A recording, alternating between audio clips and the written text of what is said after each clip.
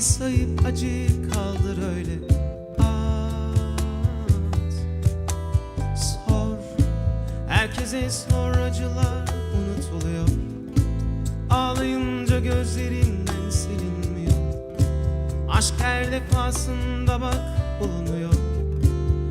Bırakırım zamanı öyle biraz da, sen olmadan da yine geçer nasılsa. Hatırla bunları, sakın unutma diyordun ama o zaman gülüyordun. Yanımdaydın, canımdaydın. Şimdi nasıl geçer bu ömür? Susma, söyle nasıl yaşar böyle insan. Susma, konuş hadi anlat büyük insan. Söyle, bir aşk mı çare olurdu, zaman mı böyle kaldırıp atardık ya sevdayı. Susma, söyle nasıl yapar bunu insan. Susma, nasıl da anlat hadi ayrılırsan. Söyle, hayat mı çare bulurdu kendini böyle. Büyük aşklar böyle mi biterdi?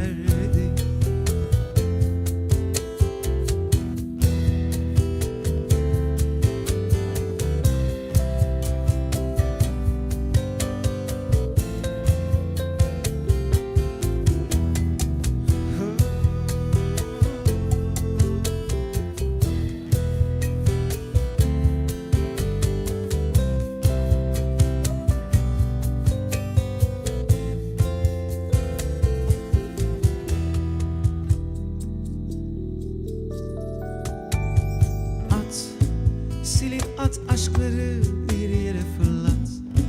Bitti sanki, derdini kaldır öyle. At, sor, ne olur sor, sen benden ayrılırsan. Ne olur düşün de bir ömrü durdursan. Aşk her defasında ben de ararsam. Bırakırım kendim öyle biraz da, sen olmadan da yine geçer nasılsa.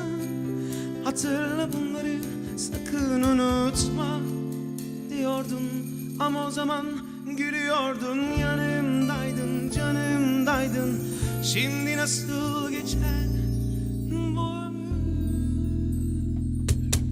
Susma, söyle nasıl yaşar böyle insan. Susma, konuş hadi anlat büyük insan.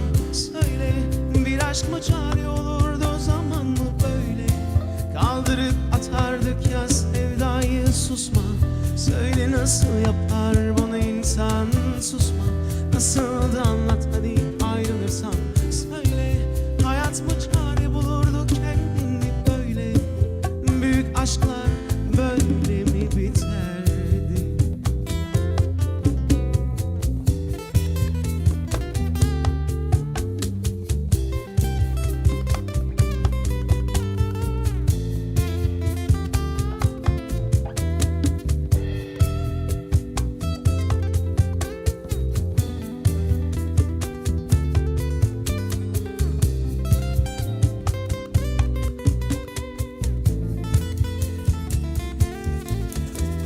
Susma, hani aşk insanı zaten bulurdu. Susma, hani yıllar aşka çare olurdu.